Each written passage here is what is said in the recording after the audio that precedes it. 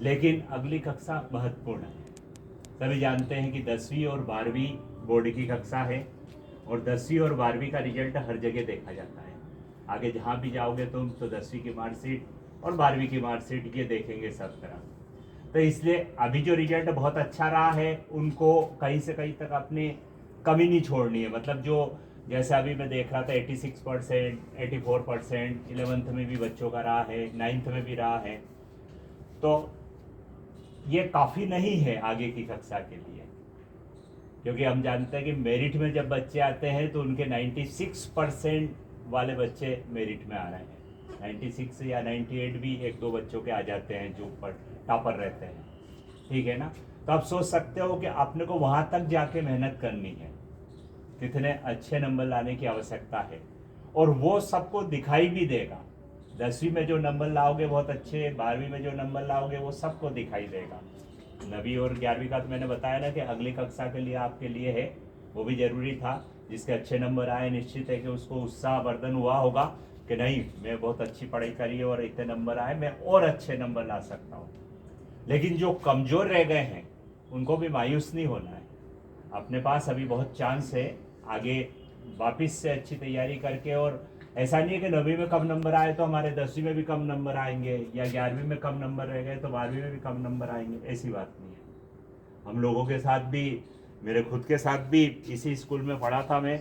10वीं में मेरे बहुत ही कम नंबर आए थे, 11वीं में भी बहुत अच्छे नहीं आए, लेकिन आगे फिर यूनिवर्सिटी में पोजीशन भी लाए हैं आगे जाके। तो ऐसी बात नहीं है कि अपन एक जगह कमज़ोर रह गए तो आगे अच्छा नहीं कर सकते, ठीक है ना। अच्छा भी कर सकते हैं आगे और बहुत अच्छे नंबरों से पास हो सकते हैं, लेकिन उसके लिए आपको तैयारी अभी से शुरू करनी पड़ेगी। ऐसा नहीं कि अब तो हमारे 1 जुलाई से ढंग से स्कूल लगेंगे, किताबें विताबें मिलेगी और उसके बाद 1 जुलाई से हम पढ़ाई करेंगे। अब गया जमाना वो, पहले छुट्टी 2-3 महीने की मनाया करते थे, 1 जुलाई से पढ़ाई करते थे। अब बच्चे पूरी गर्मी की छुट्टियों में कुछ न कुछ, जैसे 10वीं वाले 10वीं का कोर्स ख़त्म कर लेते हैं, 1 जुलाई से जब आते हैं तो मालूम पड़ा कि उन्होंने 10वीं का तो कोर्स खत्म कर ही लिया, 11वीं वालों ने 12वीं का कोर्स खत्म कर लिया, और बाद में जो उनकी नीट और जेई की तैयारी करते रहते हैं साल भर।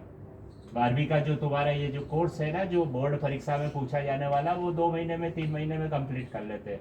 ऐसी स्थिति अब बच्चों की देखी जा रही है, ठीक है ना। तो इसलिए जितना ज़्यादा से ज़्यादा गर्मी की छुट्टियों का उपयोग कर सको पढ़ाई के लिए करना है। अपने को खेलना, नाना मामा के यहाँ जाना, कोई बात नहीं, जाना भी पड़ता है अपने को, खेलना भी पड़ता है, क्योंकि अब साल भर अपना थोड़ा सा पढ़ाई और पूरा रेगुलर स्कूल में आना और ऐसा रहता है, तो थोड़ा सा चेंज भी चाहते हैं बच्चे।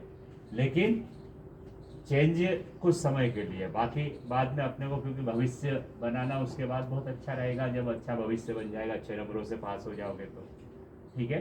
तो इसके लिए देखना। और अभी जो आपका 1 महीना रहेगा, जब तक सरकार की तरफ से भी आ जाता है कि अब बच्चों को छुट्टी, तो 30 अप्रैल तक तो स्कूल लगने ही है, ठीक है ना।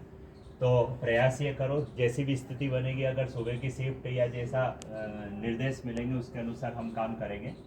लेकिन रेगुलर आओगे तो निश्चित है कि आपको लाभ मिलेगा। जितना भी हमारी तरफ से जितनी किताबें आएगी, या अगर जो पुरानी किताबें हमारे पास है उसका उपयोग करके, अपने भी अगर साथियों से जो 12वीं में थे पिछले साल, 12वीं से अब निकल गए, उनसे भी किताबें ले सकते हो डायरेक्ट भी, जब तक नई नहीं आती है।